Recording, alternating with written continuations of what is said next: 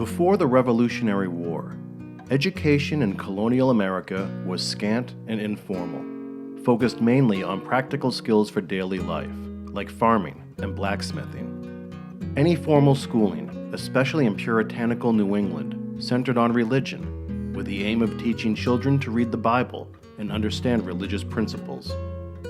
Some wealthier families employed private tutors, but for most, basic literacy was simply passed down within the family unit. Libraries have existed since ancient times.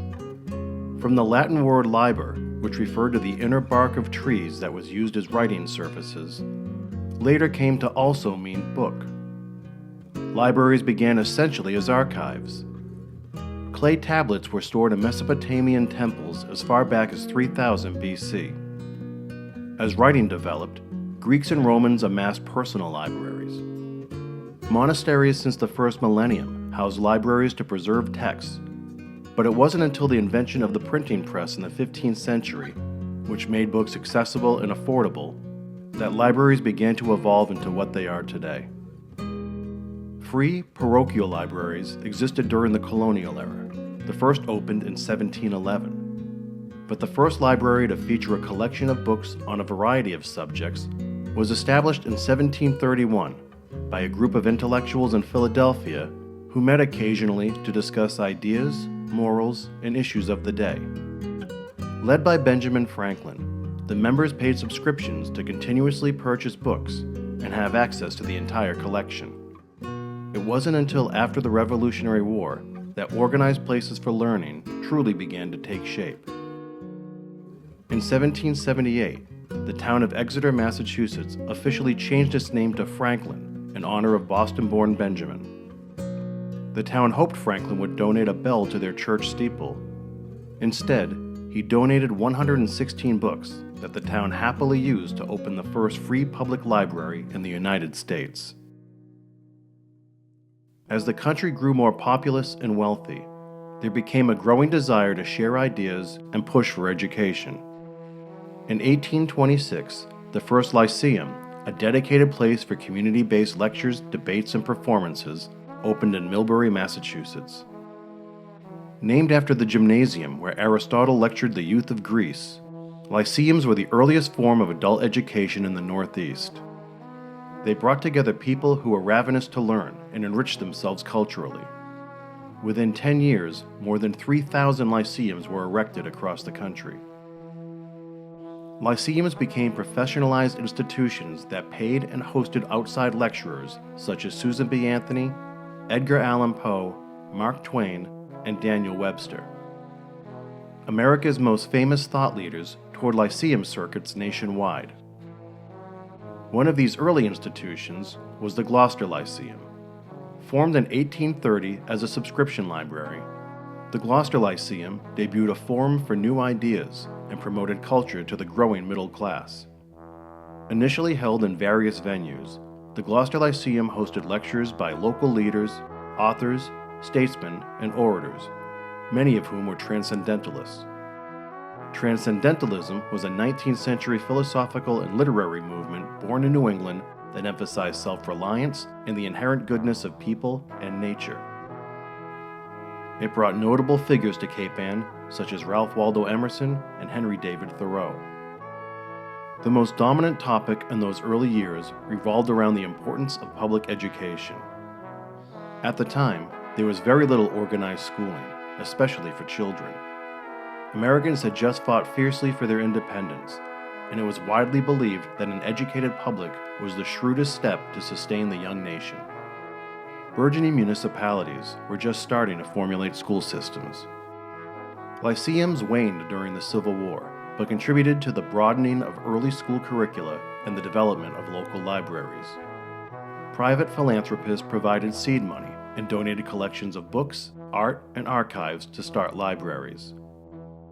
Luckily here in Gloucester, a visionary committed to augmenting the minds of children and his community made a series of everlasting contributions. I'm Corey Kukuru for 1623 Studios, and this is the story of Sawyer Free Library.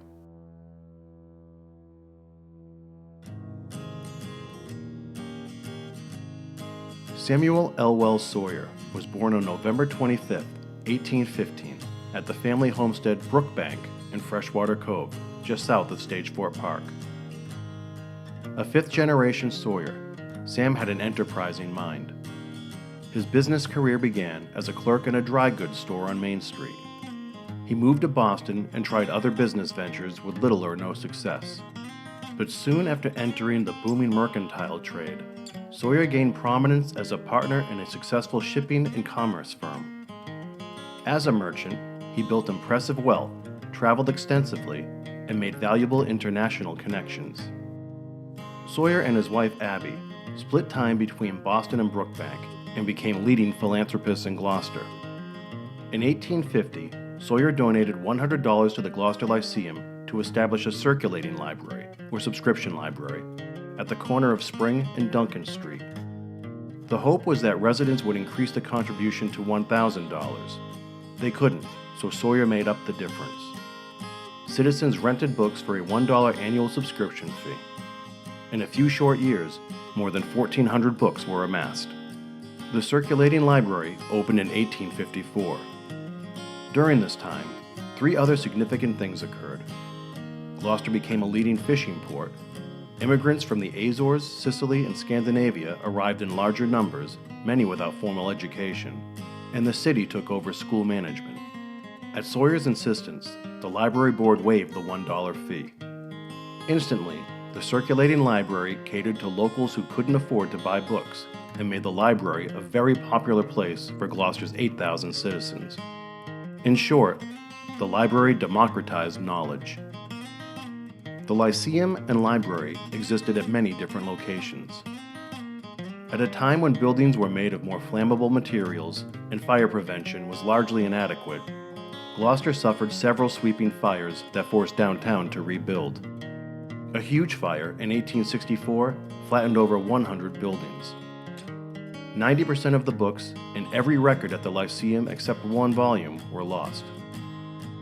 Fire insurance and another big donation from Samuel Sawyer helped the library reopen just months later at the Baptist Church on Middle Street.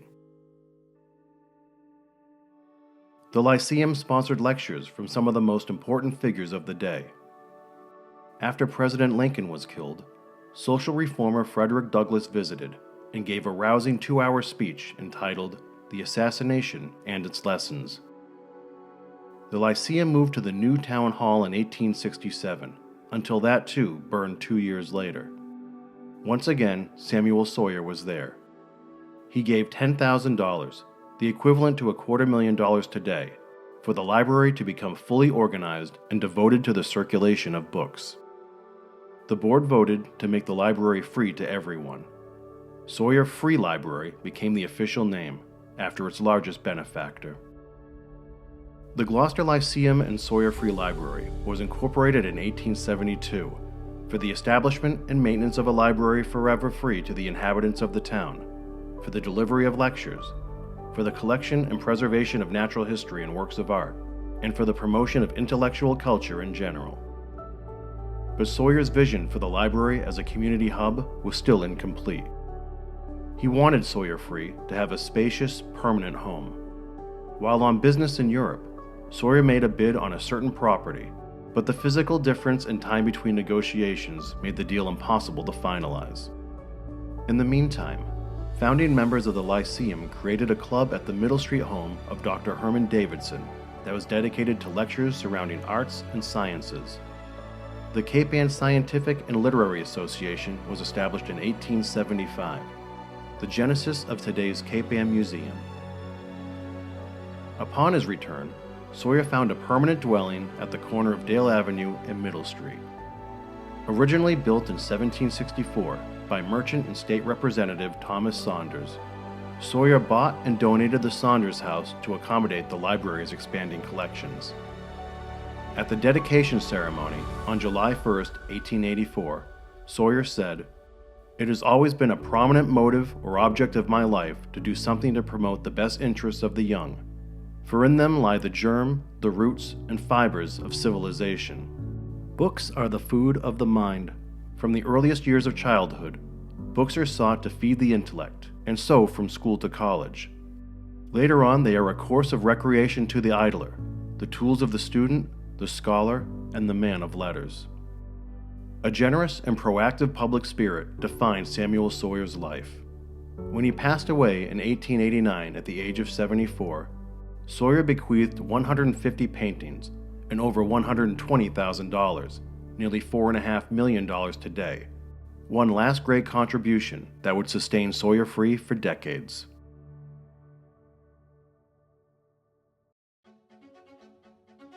By the turn of the 20th century, Sawyer Free Library was the information hub of Gloucester. Throughout the United States, libraries and schools evolved at a rapid rate, hand in hand. The single most important force behind the growth of the free public library movement throughout America and beyond was Andrew Carnegie. One of the richest men on the planet, the Pennsylvania steel magnate gave away in his lifetime the equivalent of $7 billion to charities, foundations, and universities. Carnegie had a standing offer to build and furnish libraries in cities and towns that agreed to maintain and staff them. From the 1880s until the Great Depression, Carnegie funded over 3,000 libraries in the English-speaking world.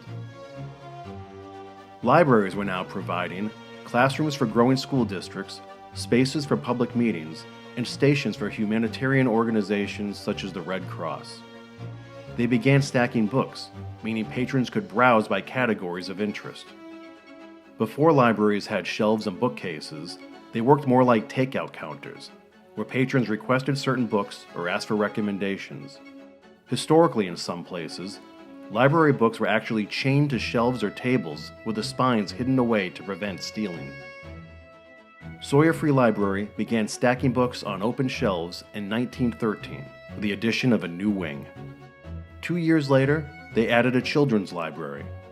The first iterations of children's libraries featured only religious tracts, moral stories, and textbooks. But the proliferation of Carnegie's libraries helped establish places that catered to children's reading needs. They featured new genres of books written specifically for kids, librarians trained to work with young readers, storytelling, and small-sized furniture. Moreover, encouraging young readers ensured lifelong library users. School systems were also becoming more established, especially in the Northeast, but rugged and rural areas lagged behind. That is, until a Methodist Episcopal minister and his business partner created a phenomenon that is hardly recalled today, but was every bit as impactful as the Lyceum movement. Time for a quick side story. When Samuel Sawyer was contemplating the purchase of the Saunders house, John Hale Vinson and Lewis Miller started an instructional camp for Sunday school teachers at Lake Chautauqua in the far southwest corner of New York State, near the Pennsylvania border. Their camp concept was that learning should continue throughout one's life. The picturesque Chautauqua Institution, as it was called, drew families from far and wide. It quickly broadened its scope to include general education, recreation, and entertainment. The summer camp became so popular that other Chautauqua assemblies sprouted all over, helping spread education to remote areas across the country. Though some Chautauquas had permanent halls that continued the Lyceum movement, many traveling pop-up Chautauquas were held in tents at idyllic locations. They were like roaming festivals, with music, lectures, comedy, and cultural programs. Now I know, many of you have never heard the word Chautauqua before, but get this. Around World War I and the Roaring Twenties, there were more than 12,000 Chautauquas attended by over 40 million people annually. Chautauquas routinely outdrew vaudeville, circuses, and baseball combined. By World War II, radio, movie theaters, and the automobile led to the quick decline of Chautauquas, but some do exist today, including the original Lake Chautauqua in New York. Back to Sawyer Free. The Great Depression took no prisoners, and Gloucester suffered greatly. With Samuel Sawyer's last monetary gift about to run dry, the library asked the city to appropriate funds for the first time. This shared public investment continues today, with the library governed by corporators who elect a board, which includes the city mayor. To combat the Depression, President Franklin Delano Roosevelt's New Deal plan introduced a national work relief program to keep citizens afloat until the economy recovered. From 1935 to 1943, the Works Progress Administration, later known as the Works Projects Administration, employed millions of Americans to carry out public works projects like constructing public buildings, roads, parks, drains and sewers, airports, bridges, and housing. Federal agencies worked in concert with state and local officials to oversee the countless projects. But the WPA also sponsored artists of all disciplines to create original works for which the public would have free access. One of those artists was Frederick Stoddard. Considered one of the great muralists of the West, Stoddard created several stained glass and mural installations and public buildings from St. Louis to New York City. He had been living in Gloucester since 1922 and was heavily involved in the arts. At age 73, he was commissioned to paint over 1,000 square feet of interiors at Sawyer Free, which was undergoing major renovations. In 6 months, Stoddard painted at least 10 murals. With the help of local high school art teacher Howard Curtis, Stoddard painted Scenes of the Region, depicting the life and vibe in the early days of Gloucester. He started creating the murals on panels, but then received a directive to paint directly onto the bare plaster walls to better preserve the original house walls. Stoddard also painted murals at City Hall and O'Malley School. The murals provided a morale boost during tough times and remain a prominent part of the library today. Sawyer Free also played a large part in the local World War II effort. It was designated as a bomb shelter and an emergency station for the Red Cross. Staff were required to take first aid classes, and the library gathered materials that explained the war's background. They also provided a small, separate room for escape reading to calm people's nerves. During the post-war boom, economic prosperity reinvigorated education and civic institutions. Sawyer Free dramatically expanded services for veterans, families, and students. Nationally, libraries streamlined certain guidelines to improve standards. The expansion of library schools and graduate programs, especially through the GI Bill, produced a larger, more professional workforce. Continuing education workshops, certification, and specialization raised standards. Librarians were no longer just custodians of books. They were information professionals. Federal funding also helped libraries emphasize modern architecture, multi-purpose rooms, centralized cataloging systems, and accessibility. Sawyer Free created a music listening room and loaned albums. Guidelines stressed community-centered services and partnerships with schools, as well as outreach to prisons and hospitals. In 1951, Sawyer Free provided East Gloucester Library with books and a librarian, and for years the staff routinely visited patients at Addison Gilbert with reading materials. However, during the Vietnam and Watergate era, public trust evaporated amidst intense political and social upheaval. Civil rights, inflation, the energy crisis, women's lib, environmental concerns, counterculture, things were a mess. Additionally here, the fishing industry was in a steep, irrevocable decline. Institutions and social structures as Americans knew them suddenly seemed antiquated, inadequate, and tired. And then, the bicentennial approached. Another wave of civic pride surfaced, and voila, so did another wave of federal funding for civic institutions. The next 50 years saw Sawyer Free adapt in lockstep with rapidly changing media and technology to best serve the community. A $1.3 million modern addition was built in 1976 to further accommodate the library's growing patronage and services. The new updates included an audio-visual department. Sawyer Free also allocated resources for literacy programming and environmental awareness. The timing worked out well too. Just a few years later, in 1980, Sawyer Free celebrated the Lyceum's 150th anniversary. In the following decade, new forms of entertainment and media, like videocassettes and compact discs, were collected and loaned.